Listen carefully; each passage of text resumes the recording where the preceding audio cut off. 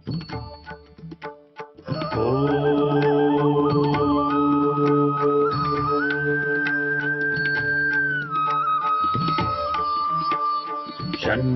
मित्रः शं वरुणः शन्नो भवत्वर्यमा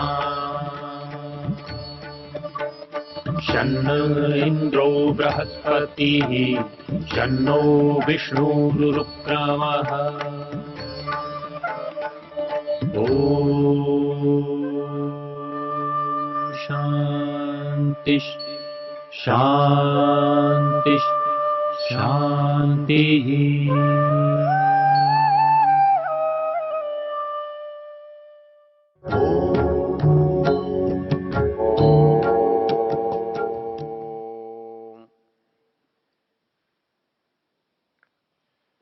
वेद के द्वारा परमेश्वर का जो स्वरूप हमें प्रदर्शित किया है, हम उसकी चर्चा कर रहे हैं। विशेष रूप से यजुर्वेद के 31 और 32वें अध्याय में ईश्वर के गुण कर्म स्वभावों का वर्णन है। इस अध्याय का जो ऋषि है स्वयंभू ब्रह्म और 32वें अध्याय का देवता परमात्मा है। इसमें हमने देखा कि उस परमेश्वर की कोई रूप आकृति तुलना नहीं हो सकती। मंत्र कहता है न तस्य प्रतिमा अस्ति यस्य नाम महद्यशः। एक बड़ा रोचक शब्द है यस्य नाम महद्यशः, जिसका नाम महान यश है। यश जो है वो नाम से जुड़ी हुई चीज होती है। तो महान जिसका यश है, जिसका नाम चारों ओर फैला हुआ है। संसार में जब भी कोई वस्तु है और व्यवहार के योग्य है या व्यवहार में आती है तो उसका नाम अवश्य होता है। पीछे हमने देखा था कि जो परमेश्वर का नाम है उसकी विशेषता थी यह मुख्य निज नाम है, और मुख्यता की विशेषता है कि बाकी सब जो गुण कर्म स्वभाव से जाने जाने वाले नाम हैं उनका इसमें समावेश है। इस संसार में व्यवहार के लिए हमारे जो ज्ञान है उसकी आवश्यकता होती है, संसार में प्रकाश की आवश्यकता होती है और वाणी की आवश्यकता होती है। हम यदि किसी चीज को जानते नहीं हो तो उसका हम व्यवहार नहीं कर सकते। अंदर के स्तर पर हमारे पास बुद्धि है, ज्ञान है, बाहर के स्तर पर आंखें हैं, प्रकाश है, लेकिन इतने से व्यवहार नहीं होता, संपूर्णता नहीं आती। ये निश्चित है कि इस व्यवहार के बिना काम नहीं चल सकता। लेकिन जैसे बुद्धि के लिए ज्ञान, आंखों के लिए सूर्य, वैसे ही हमें व्यवहार के लिए एक प्रकाश की आवश्यकता है जिसे हम वाणी कहते हैं। संसार में व्यक्त वाक केवल मनुष्य है। पशु पक्षियों के पास भी वाणी है, वो अपने भावों को अभिव्यक्त करते हैं, उससे उनका काम चलता है। लेकिन मनुष्य की तरह व्यक्त वाक नहीं है, स्पष्ट नहीं है। मनुष्य अपने समस्त भावों को, अपने विचारों को वाणी के द्वारा प्रकट करता है। आचार्य दंडी ने इसके विषय में कहा है, इदम अंधन तमः कृत्स्नम जायेत भुवनत्रयम्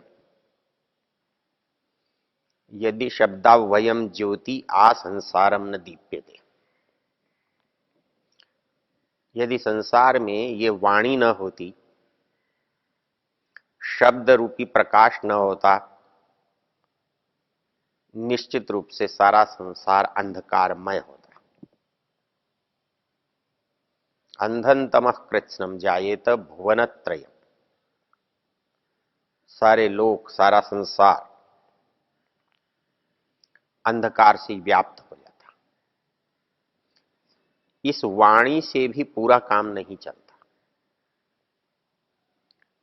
इस वाणी से काम चलाने के लिए वाणी के कुछ भाग को हम नाम के रूप में काम लेते हैं। यदि संसार में नाम न हो तो किसी वस्तु से परिचय करना बड़ा मुश्किल हो जाए, व्यवहार करना तो असंभव।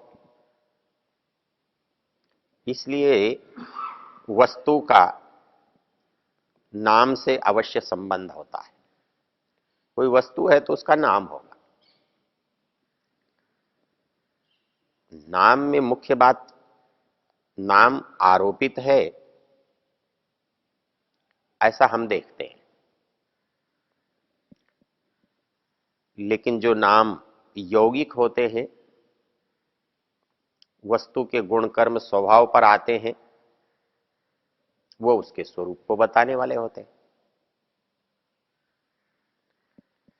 इसलिए संसार में व्यवहार का जो सबसे सहज उपाय है वो है नाम। आचार्य यास्क कहते हैं, अण्यस्त्वाच्च शब्देन संज्ञाकरणम व्यवहारार्थम लोके। अण्यस्त्वात्, अणु कहते हैं छोटे को, अर्थात व्यवहार के लिए सबसे सरल, सबसे सूक्ष्म कोई उपाय है तो वो उपाय है किसी का नामकरण। उस नाम के द्वारा ही हम उस वस्तु को पहचानते हैं। उस नाम के बिना उससे हमारा संबंध नहीं हो सकता। वस्तु को हम जितना अधिक चाहते हैं, हम उसके नाम को उतनी ही बार दोहराते हैं। उस वस्तु का जो संबंध है हमसे उस नाम के द्वारा ही है।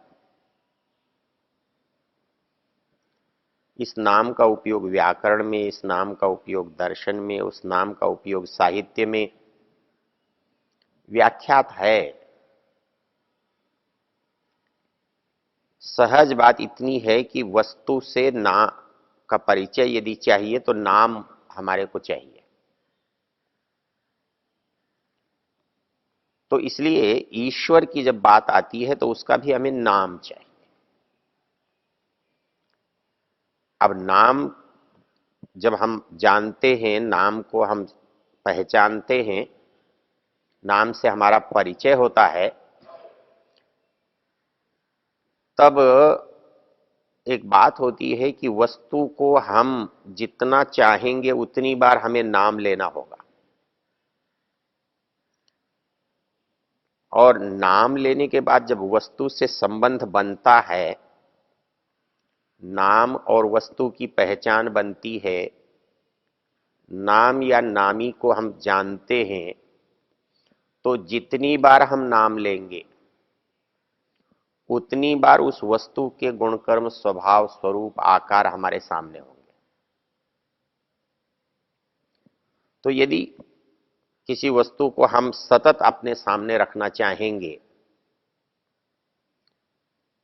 तो और कोई उपाय नहीं है सिवाय उसके कि उसका नाम हमारे मस्तिष्क में सदा रहे। सामने वस्तु होने पर भी संबंध नाम से ही बनेगा। यदि सामने वस्तु है और नाम नहीं है, तब भी व्यवहार संभव नहीं है।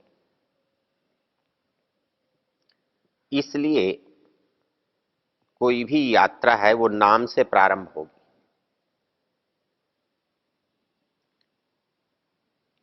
इसलिए कहा कि उस परमेश्वर का नाम ओम है।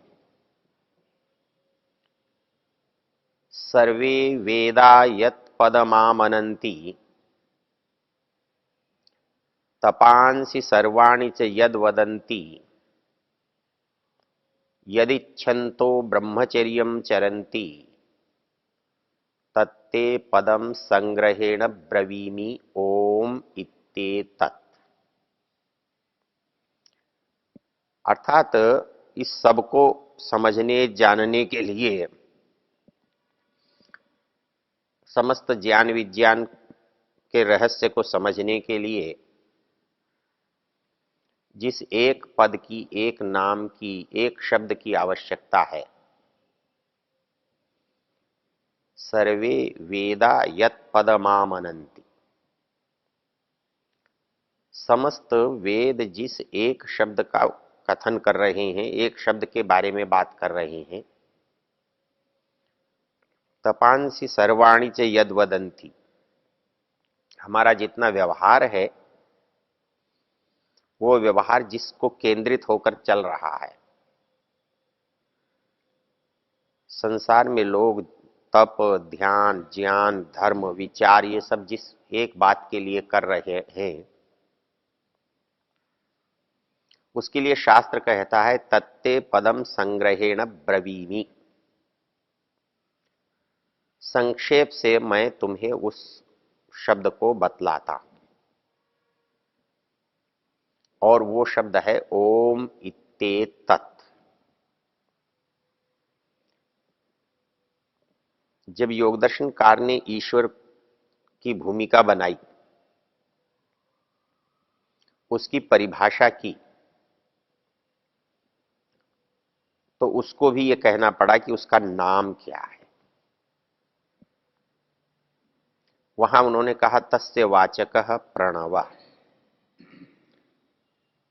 कई बार हमारे में एक संदेह होता है या एक प्रश्न उठता है, वहां तो कहते हैं तत्ते पदम संग्रहेण ब्रवीमि ओम, और यहां कह रहे हैं तस्य वाचकः प्रणवः, तो दो क्यों? एक है, मुख्य है, तो उसी का क्यों नहीं? इस विचार का, इस जिज्ञासा का समाधान हमें छांदोग्य उपनिषद में मिलता है। वो कहते हैं, जिसको ऋग्वेदी ओम कहते हैं, यजुर्वेदी प्रणव कहते हैं, सामवेदी उद्गीत कहते हैं, ये एक ही के तीन नाम है। इसलिए आप उद्गीत कहें, इसके लिए आप प्रणव कहें, या इसके लिए आप ओंकार कहें, वो तीनों उसके ही वाचक हैं। अब यहां एक बात समझ में आती है कि जब किसी के नाम से हम परिचित होते हैं,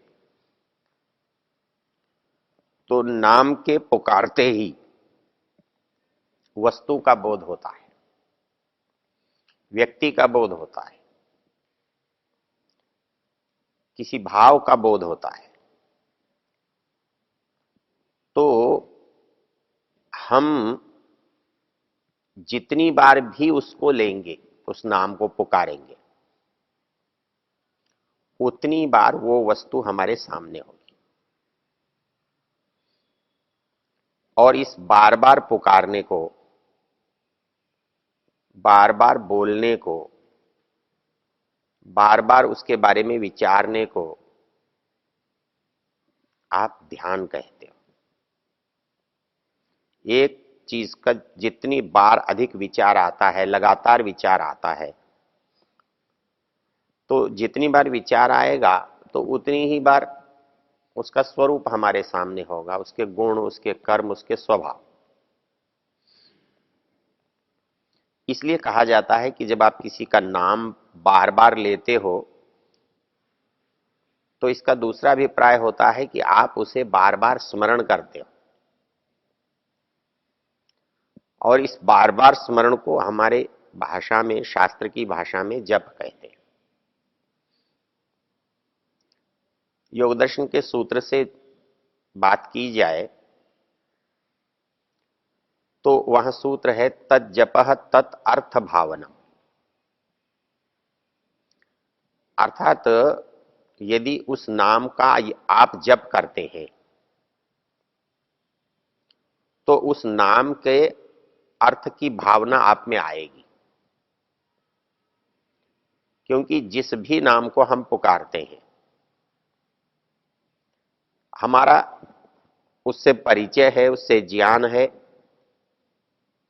उससे संबंध है, तो निश्चित रूप से उसका स्वरूप हमारे सामने आता है। इसलिए पतंजलि जी कहते हैं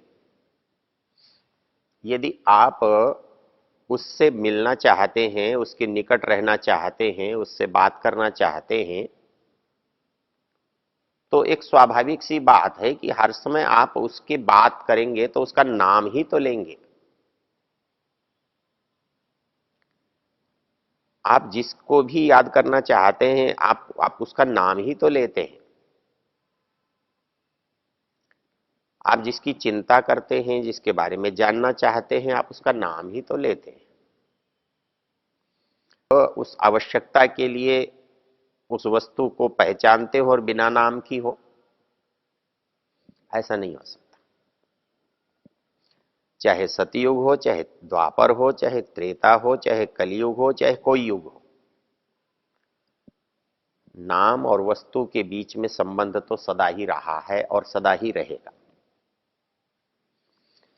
इसलिए यदि आज नाम स्मरण का महत्व है तो उस दिन भी नाम स्मरण का महत्व था। यदि ऐसा नहीं होता तो इस सूत्र बनाने की आवश्यकता ही नहीं थी, जप करने की बात की जरूरत ही नहीं थी,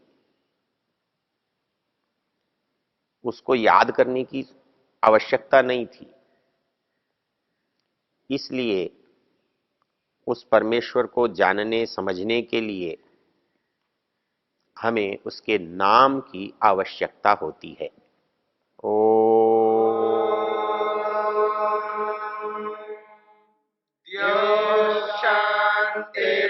शान्तिरन्तरिक्षं शान्तिर्पृथिवी शान्तिरापः शान्तिरोषधयः शान्तिः वनस्पतयः शान्तिर्विश्वे देवा शान्तिर्ब्रह्म शान्ति सर्वं शान्ति शान्तिरेव शान्ति क्षमा शान्तिरेधि ॐ शान्ति शान्ति शान्ति